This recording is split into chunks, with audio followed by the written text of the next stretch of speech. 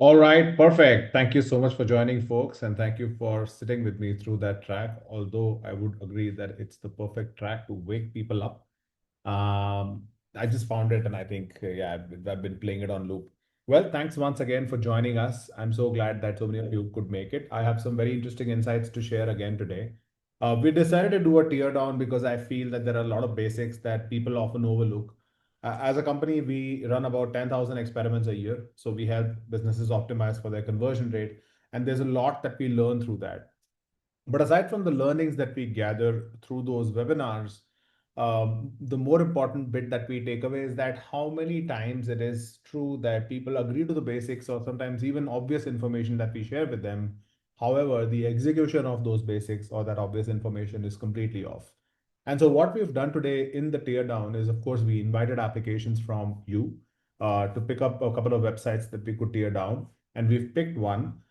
It's PE Nation. So if you're on the call, phenomenal, welcome, and I'm happy to share these insights with you. But either way, we are happy to still look at all of your websites and present a one-on-one tear down to you if that's needed. But the bottom line point that I'm trying to make here is in today's webinar, not only am I going to point out some of these obvious improvements or changes that I think you all should incorporate into your own buyer journey. I think more important than that, I'm going to show you exactly how to do it. So that's going to be a big one. It's going to be visual. I'm going to walk you through improvements that we've made. So it's kind of a free gift to PE Nation and their team. We know somebody from their team signed up, so some great information there. But I think some of the learnings that I have here are instantly applicable to some of the other websites that I saw on the list. So I've gone through all of your websites. Everybody who signed up, I've gone through almost all of them. And I'm confident there's a lot of relevant information here. So without further ado, let's jump right in. This is PE Nation, by the way. They're an active wear brand and largely focused on women. And the interesting thing is, if I just go through this, they're running a sale right now. So what you can see on the site is, of course, the first fold here, followed by a few products, followed by a few collections, then a few more products with this parallax effect on the other banner that they're running, which talks about the leisure edit, which is running up to 60% off, followed by the website photo. So that's what their homepage looks like. It's pretty standard, nothing too crazy. We'll also quickly see this on mobile. Again, very straightforward, nothing too crazy or fancy. I'm just going to move over so that you can see this. Now let's jump into the ideas itself. Let's jump into the website itself, and I think that'll help you kind of connect the dots. So I'm going to go into the home page, and we'll talk through each one of these one by one. So the first one, of course, is hero image. I think banners are taken far too seriously, and I think teams spend a lot of time on designing, crafting banners that will just completely transform the brand. Unfortunately, that's not how it works. It's not that easy. And the reason I say that is because, oftentimes we see people getting them wrong. Like in this case, when I land on the website, I don't even know what I'm on. I don't know what product they sell. I have no idea if it is for me. It just tells me that there's 20% off. So I think while this is a great splash screen and makes me want to read what's written, this might as well could be a software company. You know what I mean? So what we want to do is we don't want to take away from the fact that trying to do something here, but I feel that the generic shop now, CTA, etc., does not do it for us. So what we've done here is taken it up a notch. This is the improved version of their homepage and how that would look like.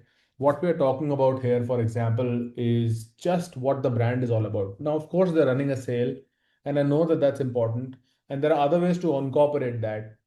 But the story here is very simple. Premium activewear, made to perform, made to empower, and then of course the value prop. There's a lot of great information packed into the first fold.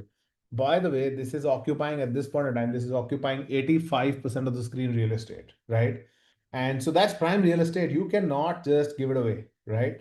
And so you've got to plan it well and put it together in a way that it makes sense. So that's the first important thing is get your banners right, make sure that it packs the right information. Now, some of the notes that I have here, of course, is lead with a strong brand message.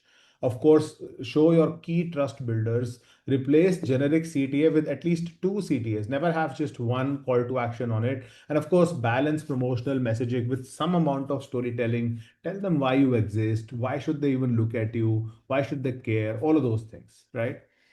The next one I want to talk about is these collections here. So if you see, you've got jackets, active, tops, and sets, right? So these are kind of, you know, two pieces that you can kind of buy together. But the thing is, a few learnings that we already have are that A, collections or buttons that are images like these, they perform worse than buttons that look like buttons. Okay, so what are buttons that look like buttons? There are many websites that have that. I mean, off the top of my head, here is one that has buttons that look like buttons. So the general theme that we want to follow is buttons should not look like images. So I want to show you a couple of examples.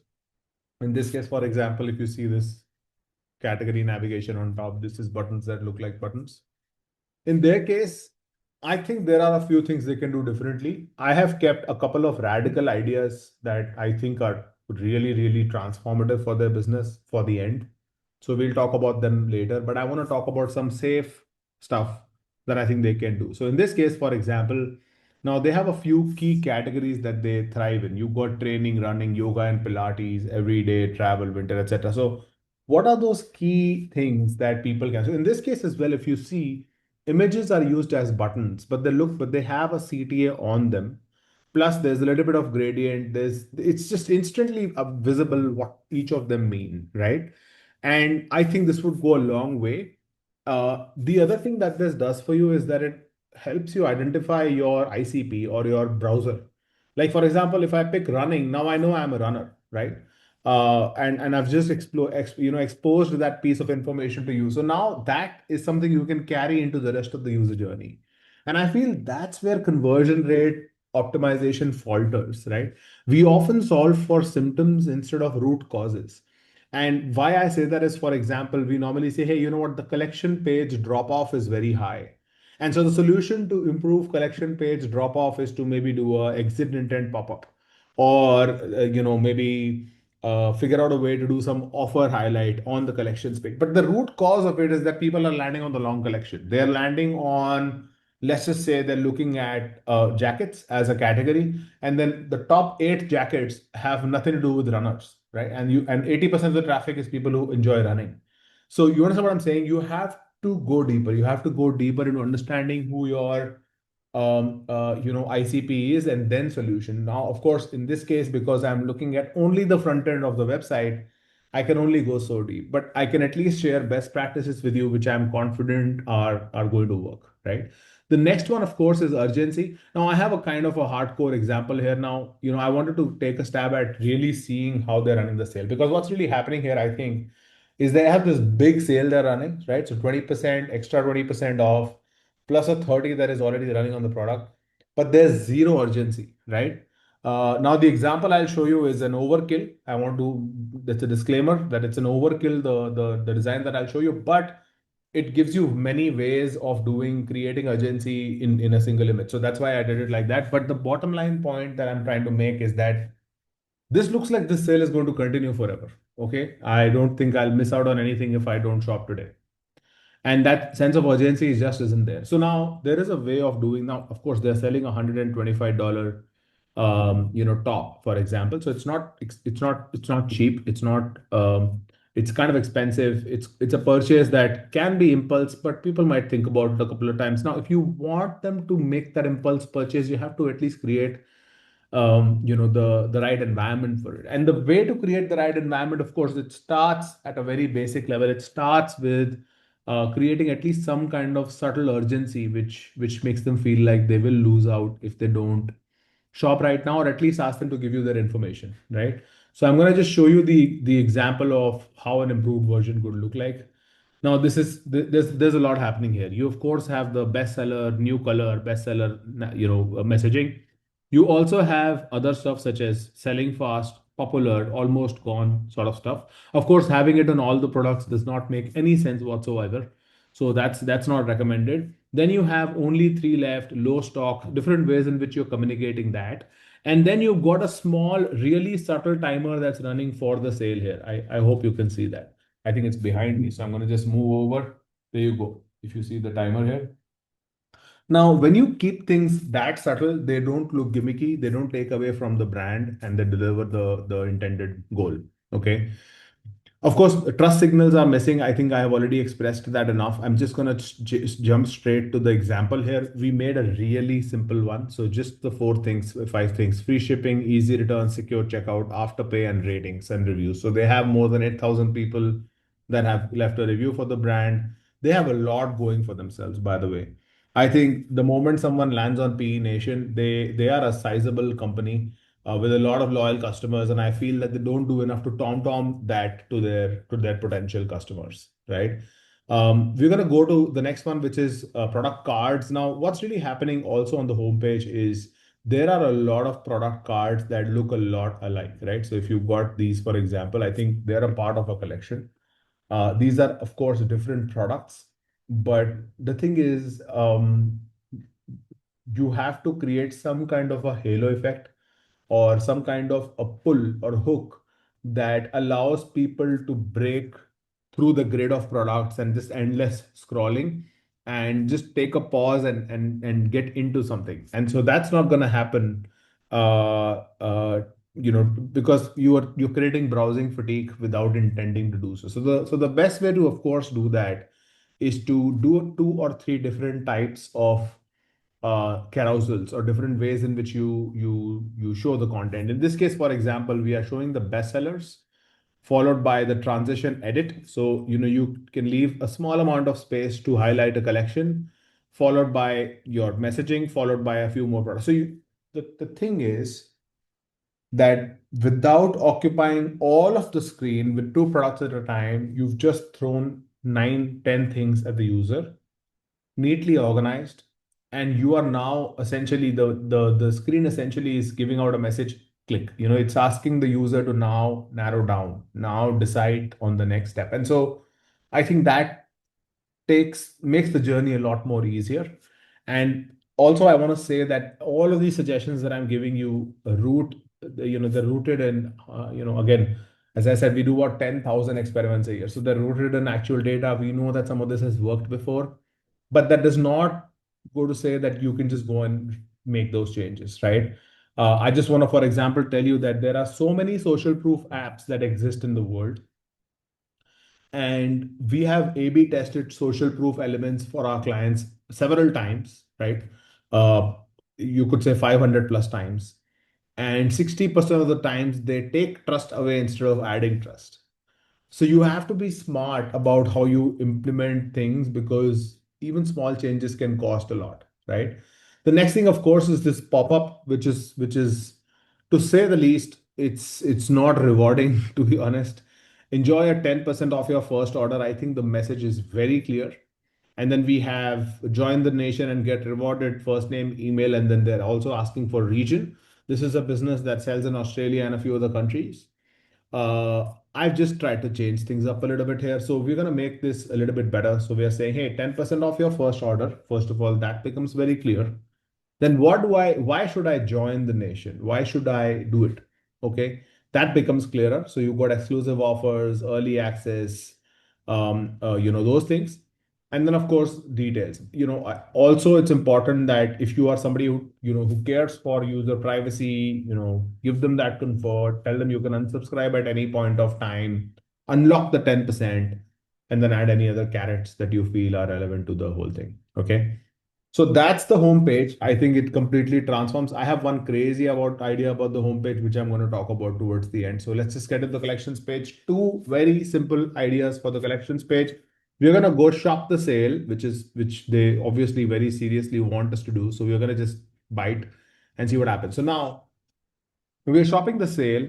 By the way, I love the quick filter here. I think the one thing that we are all extremely clear about is our own size. And there is no reason that we look at 396 products in this case, which are available in all sizes. So if I just select, say, hey, I'm a double XL, it reduces to 179, which is almost exactly half. So that's perfect.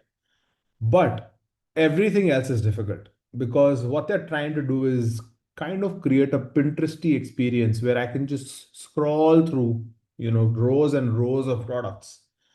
And then if I remember, hey, you know what? This is kind of everything. This collection looks like it's selling everything from tops to jackets to t-shirts to whatnot. I have to scroll back all the way up to go and filter stuff. Okay. And the problem with that, of course, as you can imagine, is friction. So the first most obvious improvement is please don't reinvent the collection page. All the brands across the world should stop doing that and just copy Amazon. Okay.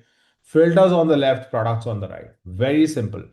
Have your product ratings in place for products where you want to call something out, like in this case, where they're selling fast or they're low stock, do that. Color availability, stock availability on the collections page. Filters always on the left and accessible. Even if I scroll down as far as I possibly can, they should still be visible. I should be able to filter at any point in time. This is the most basic thing that I can remind brands to do. Now, I see brands which are large companies, which I don't know for some reason just decide to simplify things to a point where they aren't simple anymore. They are actually difficult to deal with. They are harder to try and optimize. They are low in conversions. So please don't do that, right? The second one is the product cards don't help with comparison. So this is kind of a difficult thing to execute. Okay. Now, what this point essentially means is that when I see a few products here, there's really, even if I look at the same exact, if I just go in and if I shop by activity and say active, okay, and I'm just going to change this up again and I'm going to do type and I'm going to do, let's just do bike shots for example, okay, because it's like 20 products or something like that. So these are bike shots. Now, from what it looks like, they just want us to go by how they look. But actually, that's not true. When you go into each of these product pages, you will realize there are different fabrics that serve different purposes. They have different abilities to handle sweat. They or probably are also for different weather. But that's not clear here. So what essentially happens for me is I could get into this one and look at the details, look at the fabric details, and then I'm like, okay, so the maximum washing temperature is 30 degrees, which means this cannot go in the dryer. I don't have the patience to dry things, and I think I'm going to drop it. Okay. So that's going to be another one. I'm going to just clear filters here and I'm going to show you what I'm trying to say. Look at this here. So what's happening here is the product itself has some distinct attributes that are highlighted even before I go into the product page. So if you see just around me, right, you've got compressive, high waist, quick dry. So that's the feature for the action legging here, right? But then there are others which are lightweight, four-way stretch, breathable, squat proof, which means they're probably not quick dry. But the thing is, it's instant for me what might work. It also helps you make sense of pricing a little bit if you do it right. For example, there might be an $80 legging versus a $100 legging.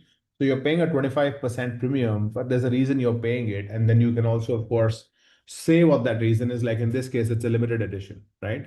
I think these are the small things that make the user commit to the buying process as opposed to just doing catalogs, which are like not covered. So the only information I get when I look at these is, of course, the price and that the sale, and then of course extra 20% off, and then of course nice pictures. Because I think from a product imaging perspective, photos perspective, this brand has just hit the ball out of the park. This is perfect, very aspirational. The product looks fantastic, looks high quality, looks worth the price. So I think they've checked all the boxes in that department. Okay. Now let's get into any one of the products and understand what's happening. Lumina full length legging in burgundy and sky blue. So very straightforward product, $70. What do we have here? We have a long description followed by size, followed by a small free shipping message. Of course, I need to select a size to be able to add to cart. Free and easy. So very, very simple, you could say, messaging. Let's see what's happening. So the primary thing I would solve here is, of course, that above the fold lacks reassurance, meaning it's not creating a lot of confidence for me immediately. So now what does that mean? It means, what are the few things in fashion, especially the few things that really, really matter are when will I get it? Can I return it? Can I pay in installments? And is this worth it? Right? What is the quality like? So the visual way to solve for it, very simple, and I'm going to show it to you right now, is this. Okay. So this is a very straightforward way to solve it. Again, those 3 or 4 key benefits of the product, all the available colors and sizes, And then you got your free shipping, delivery, returns, etc. highlighted. So no nonsense, no description, no long form text. That's for later. That's for the user who's considering, thinking, wants more information, wants to mull over it. Trust me, about 30-35% of the buyers, which are truly impulse buyers for you, who are buying into the sale that you're running, they don't care for the description as much as the others. We will go to the others, and I will talk about that in this section itself. But for everybody else, the goal of the first fold is to instantly win. That's, you have to figure out a way to get that instant win instead of figuring out a way to convince people, because that's going to happen in the second fold, right? Which brings me to the next point, which is the product description. If that's generic, if that's something you, it's like an essay, it's not designed for performance and all day wear. The Lumina full length legging in burgundy and sky blue is made from active light fabrication, delivering lightweight compression. I don't know what that means. I have no idea what that means. And so it's kind of, you're trying to fight a losing battle here, because you have a very small amount of time. I used to coach sales teams, and we used to always say that when you see someone, it takes 4 seconds to judge them. When you are on the phone with them, it takes 15. So that's all you got. And so in 4 seconds, you got to, in their description, completely win. And so what you want to do is make sure that you explain the product, who it is for, when to wear it, why to wear it. And so the example of a good product description, first of all, is good bullet points. Perfect for gym training, Pilates and yoga, running and walking, everyday athleisure. So checks all the boxes. Why you love it: squat proof, high rise, soft breathable, moisture wicking, yada yada yada. And then you've got, of course, other product details. You can talk about all the specifics about the dimensions or anything like that. But you understand what I'm saying? You are essentially doubling down on keywords as opposed to trying to just don't serve a word salad, as they say, right? So that's the important one. The third most important thing is product images here are not doing the heavy lifting. Now, what does that mean? What that means is product images. So here is how the visual hierarchy of a product page works. People generally look at, the first thing they look at is the product image. The second thing they look at is the product price. The third is the product name, and then everything else. So those are the three things that matter. The fourth, of course, is any kind of trust element, if it is visible, prominent, available. But that's, so it's product image, product price, product name, and then everything else. So what's happening here is the product image is nice. It's bold. It shows the product. The lighting is great. The color looks fantastic. So those boxes are checked, but you're not using that attention to convert, to convince.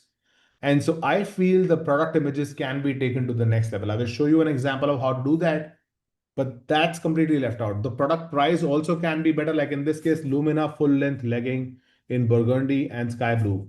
I think there are 100 things you could call that as opposed to. So for example, this could be all day, active light, lightweight legging or something like that. So you are essentially adding benefit to the product name instead of just saying that it's full length. I know it's full length. Sorry, the point is delivered. It makes sense. With the product images, here is how you win the war. So look at this. Now the product images now are suddenly doing work for you. So you got the product, you can scroll through it, you got a video, then you got highlights, high rise, high rise waistband, squat proof, four-way stretch, premium performance fabric, etc., etc. And then you got even more, right? You see what's happening here? The images are doing all of the work. There's no work left to do for it. So your gallery, your image gallery for your products should do the heavy lifting for you always. So that's another big one. The benefit section, similar to that, I did not have a visual example for this, but the benefit section is also it's too visual. It's not required. Look at this. Squat proof guaranteed, not readable, white on white, light as air, breathable. Again, very, very high level, probably not even getting that much attention. So it completely misses the point, misses the mark completely. Okay. Missing customer photos. This is the most important. In 2026, if you don't have user generated content, distribute your product for free.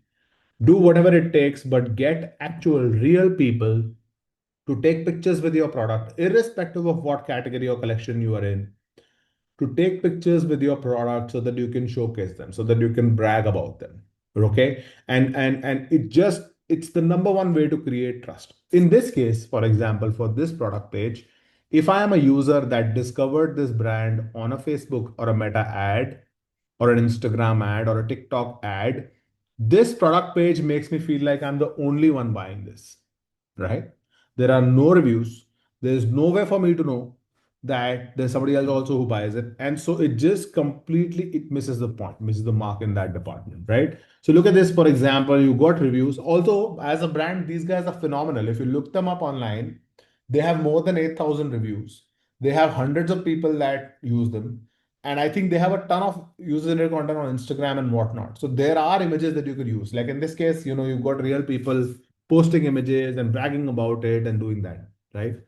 I have brands that I know that started from scratch and they were always hungry for this. So they would, look for a chance for someone who posts a photo. Like I know a brand owner that just started out 6 months ago. They are now, by the way, really significant. Like they're doing about 500,000 a month. But when they started out, this guy was, although I wouldn't advocate for it, but he was, he would see who's ordering. So, for example, if I'm ordering, let's say I'm in Denver, Colorado, and I'm ordering, he would just look me up and see if I wore it and posted a photo on socials or anything like that, right?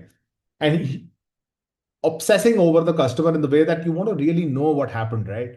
And I think that is just something that changes the way you look at your own site, right? Now let's go to the next one. I of course added something to cart here. There's some cross sell happening here, but I took an issue with it. So what's really happening here now is Lumina full length legging. They're trying to sell me the Lumina tank, Lumina, sports bra. Then you've got foundation layer, long sleeve tee in burgundy and sky. So the whole collection is essentially being sold. But the problem with that is I added a $55 product to the cart and I'm being cross sold something even more expensive than that. I have a strong hunch that they have not A/B tested what is being cross sold. Okay.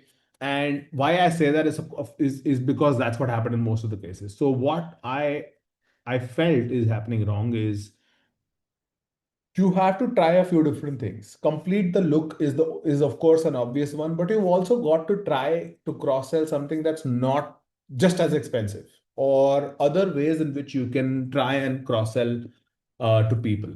Okay.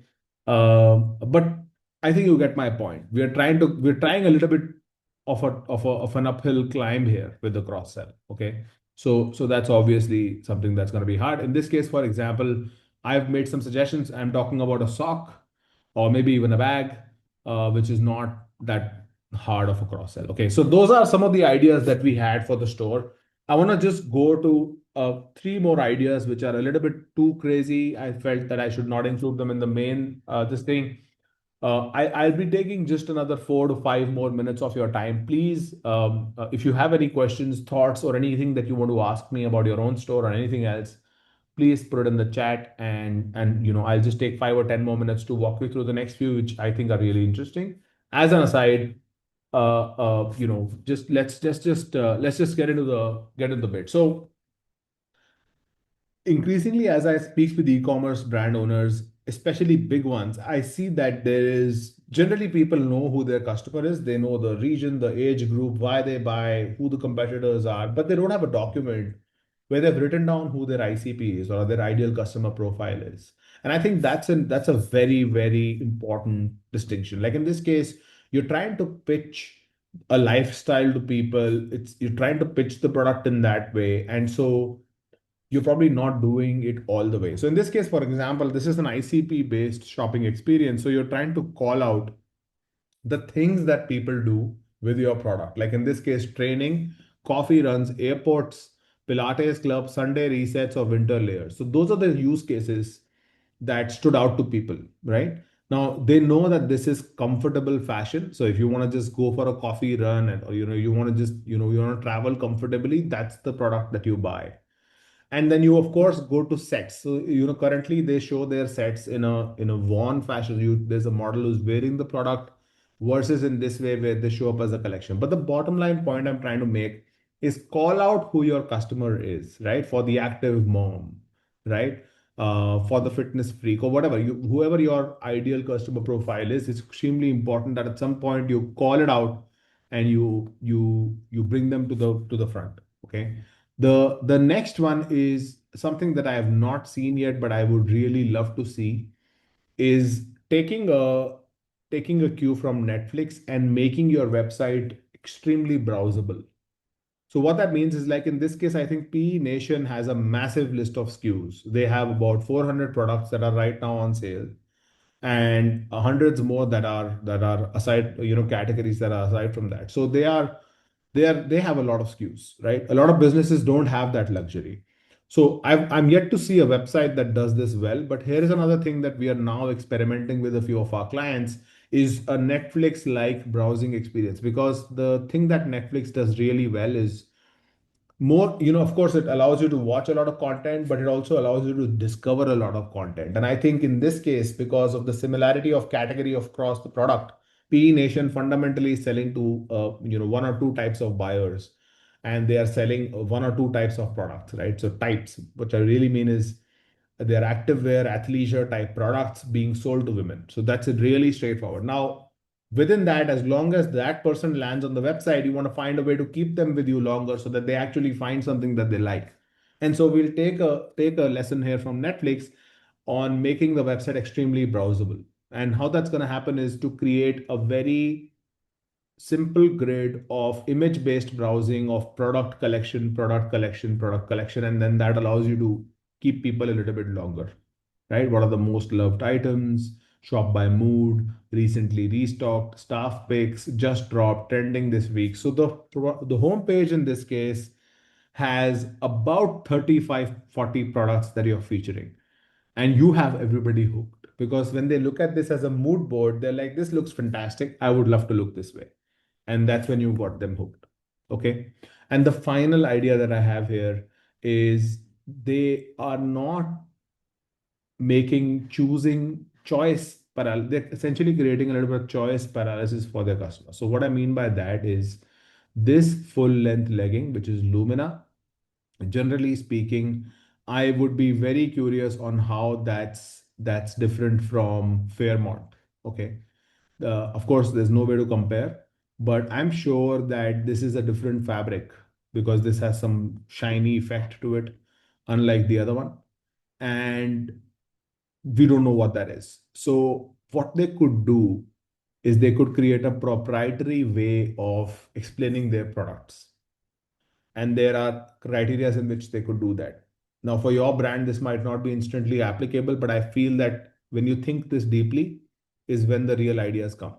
So in this case, for example, compression, breathability, squat proof, stretch, softness, and support, if those are the criteria that people would generally stick to, I would score all of my products on those criterias or activities. For example, this one might not be great for hot weather, but the other one might be. So that I feel could go a long, long way, which extends into a backward calibration of all of these ideas, which means they could create a wizard, a simple wizard where people can come and they can enter their information to get to the right product. So I can say, hey, you know what? I am somebody who is into Pilates and yoga, and I am in mild weather or I'm in hot weather, I'm in the Middle East somewhere. And how do you like your fit? Do you want it relaxed, sculpted, or oversized? And what kind of style are you looking for, right? Do you want it to be shiny, not shiny? And then take them to the look. And then that's an entire list of products, right? So what you're doing is you're reducing that choice paralysis, which right now, if you see, if I just go into leggings at the moment, for their brand, 72 leggings is what I have to choose from. Of course, color is a consideration, but even if I apply a color filter here, I am just spoiled for choice, which is a great problem to have for the brand, which is great, I think. But which black legging is the best for me? I have no idea. I have no idea. There's no way for me to know which one's best for me, unless I, of course, try them and then I realize they're not that great. I return them, and so on and so forth. So, of course, we don't want to get into that loop.